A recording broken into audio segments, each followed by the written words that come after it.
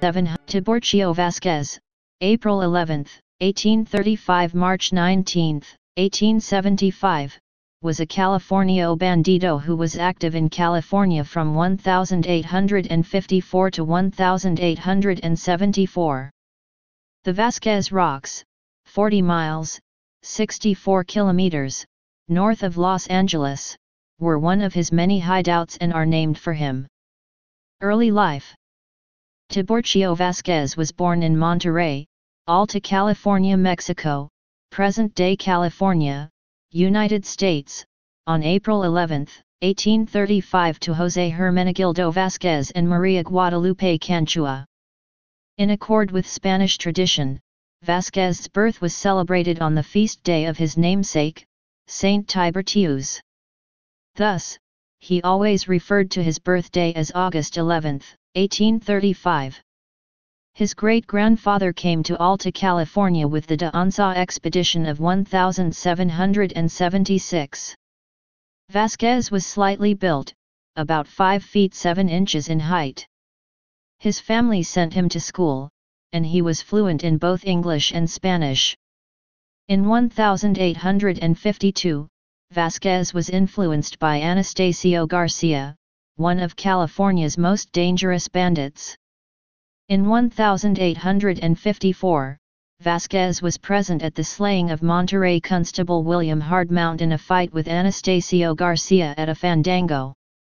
Vásquez denied any involvement and fled, becoming an outlaw.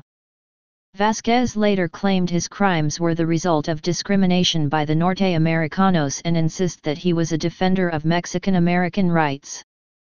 Vásquez and Garcia played leading roles in Monterey County's murderous Roach-Belcher feud, which ended when Garcia was executed by hanging in 1875.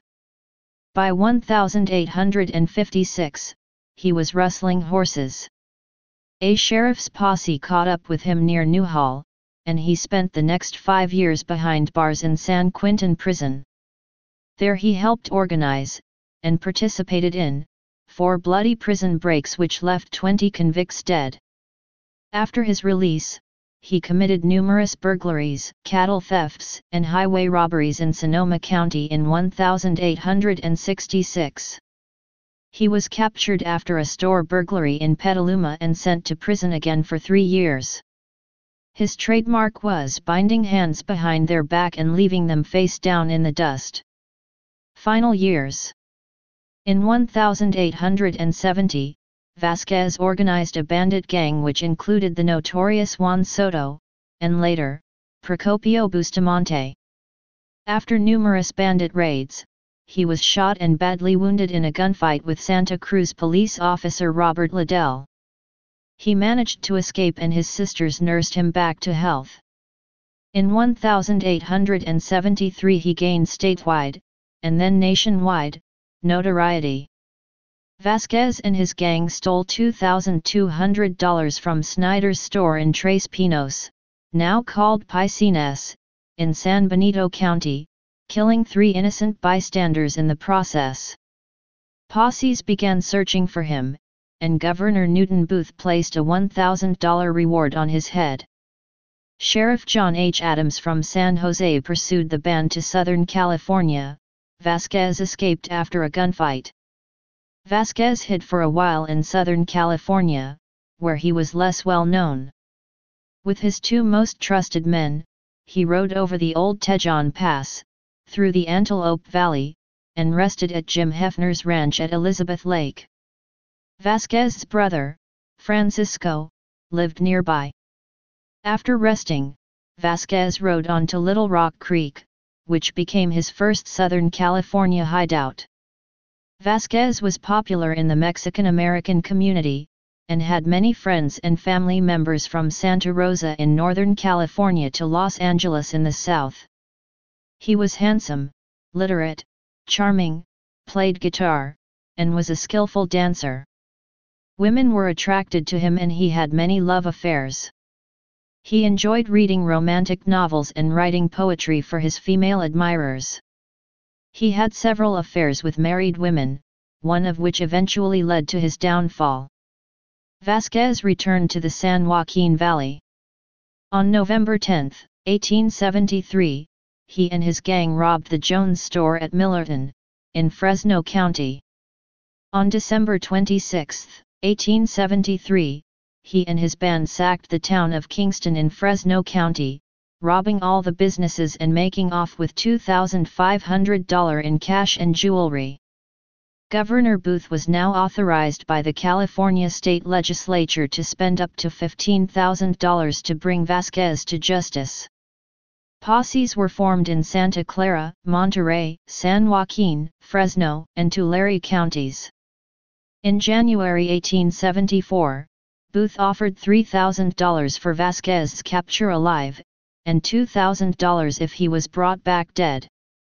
These rewards were increased in February to $8,000 and $6,000, respectively. Alameda County Sheriff Harry Morse was assigned specifically to track down Vasquez. Heading towards Bakersfield, Vasquez and gang member Cladovia Chavez rode to the rock promontory near Inyokern, now known as Robber's Roost. Near that spot, at Coyote Holes, they robbed a stagecoach from the Cerro Gordo mines, silver mines near Owens Lake. During the robbery, Vasquez shot and wounded a man who didn't obey his orders. The gang moved to Elizabeth Lake and Soledad Canyon, robbing a stage of $300, stealing 6 horses and a wagon near present-day Acton, and robbing lone travelers. Vasquez was believed to be hiding out at Vasquez Rocks. These rock formations proved a formidable hideout for him and his gang. Shallow caves, deep crevices, and numerous overhangs created a maze for any posse to thread. The tallest rock, 150 feet high, provided an excellent lookout point. For the next 2 months, he escaped attention. However, he then made an error that led to his capture. On April 15, 1874, he and his band held the prominent sheepman Alessandro Repetto for ransom. Pursuing posses from Los Angeles almost trapped the gang in the San Gabriel Mountains, but once again, Vasquez and his men escaped. Capture.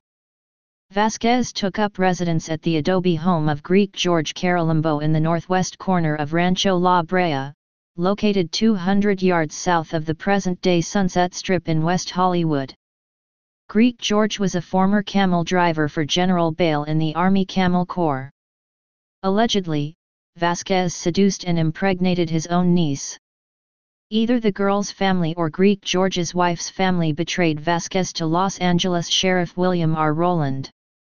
Rowland sent a posse to the ranch and captured Vasquez on May 14, 1874.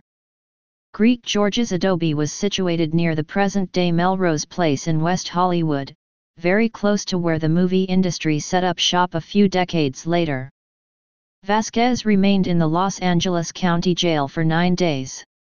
He had numerous requests for interviews by many newspaper reporters, but agreed to see only 3, 2 from the San Francisco Chronicle and 1 from the Los Angeles Star. He told them his aim was to return California to Mexican rule. He insisted he was an honorable man and claimed he had never killed anyone. He was photographed by Valentine Wolfenstein behind the jail on May 18, 1874. In late May, Vasquez was moved by steamship to San Francisco. He eventually stood trial in San Jose. Vasquez quickly became a celebrity among many of his fellow Hispanic Californians. He admitted he was an outlaw, but again denied he had ever killed anyone. A note purportedly written by Cladovia Chavez, one of his gang members, was dropped into a Wells Fargo box. Chavez wrote that he, not Vasquez, had shot the men at Tres Pinos. Nevertheless, at his trial Vasquez admitted participating in the Tres Pinos raid. Since all the participants in the robbery were equally guilty of any murder that took place during its commission, whether Vasquez actually pulled the trigger was legally irrelevant. In January 1875 Vasquez was convicted and sentenced to hang for murder. His trial had taken 4 days and the jury deliberated for 2 hours before finally finding him guilty of 1 count of murder in the Tres Pinos robbery. Visitors still flocked to Vasquez's jail cell, many of them women. He signed autographs and posed for photographs. Vasquez sold the photos from the window of his cell and used the money to pay for his legal defense.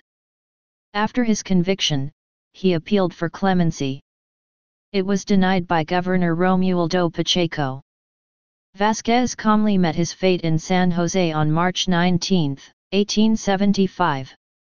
He was 39 years old. Quotes. A spirit of hatred and revenge took possession of me. I had numerous fights in defense of what I believed to be my rights and those of my countrymen. I believed we were unjustly deprived of the social rights that belonged to us. Dictated by Vasquez to explain his actions. Vasquez was asked just before his execution, "Do you believe in an afterlife?" He replied, "I hope so, for then soon I shall see all my old sweethearts again." The only word he spoke on the gallows was pronto, quick. Other translations of pronto could be soon or hurry it up. Legacy. Even today, Tiburcio Vásquez remains controversial. He is seen as a hero by some Mexican Americans for his defiance of what he viewed as unjust laws and discrimination. Others regard him as a colorful outlaw. To this day, many people, primarily Mexican Americans, continue to visit and pay respects to Vasquez's grave in Santa Clara Mission Cemetery in Santa Clara, California. His grave is very difficult to find, but visitors to Santa Clara Cemetery have managed to find it for years. The groundskeeper directed Vasquez's relative Patrick McCannanay to the grave in 1980, telling him Vasquez lived at odds with the people, and he was buried at odds with them. This was in reference to his gravestone being set at an angle relative to the other gravestones. As of August 12, 2017, historian and psychic medium, Michael J. Coterie and friends found his grave after a long search. Online photos show his grave beside 2 large cacti and in front of a palm tree, no longer standing. However, they fail to mention that his carved granite headstone is the only stone in the entire cemetery to stand at an angle. All the rest are in uniform rows, and many other graves surrounding Mr. Vasquez's grave are flat to the ground as if no one else wanted to be interred near the famous bandido until decades later when his fame had died down. Mr. Vasquez's ghost is said to haunt his final resting place, some of his hideouts, the prison cells where he was held and more, which will be featured in the new book, True Hauntings of the Bay Area and Beyond. With his upper-class Californio background, Vasquez is thought to have been one of several sources for the bandit hero character Zorro. The actor Anthony Caruso played Vasquez in a 1954 episode of the syndicated Western television series, Stories of the Century, starring and narrated by Jim Davis. The trunk and knife that belonged to Tiburcio are on display at the Andres Pico Adobe in Mission Hills, part of the San Fernando Valley Historical Society collection. Places named for Vasquez. Geographical features. Vasquez Rocks, an area of distinctive rock formations in the Sierra Pelona Mountains that was popular as a movie location. Vasquez Canyon in Saugus, California. Vasquez de Use area in the Angeles National Forest. Tiburcio's X-end, Vasquez's monolith, 2 rock faces popular with climbers in Pinnacles National Park, were named for the legend that Vasquez hid out in a cave below the monolith. Buildings and facilities. Tiburcio Vásquez Health Center, Hayward, California, and Union City. Vasquez High School in Acton, California. The Alisal Union School District near Salinas, California named a new school Tiburcio Vásquez Elementary School in 2012. The choice of name attracted much criticism and the school was renamed to Monte Bella Elementary in 2016. Please subscribe and thanks for watching.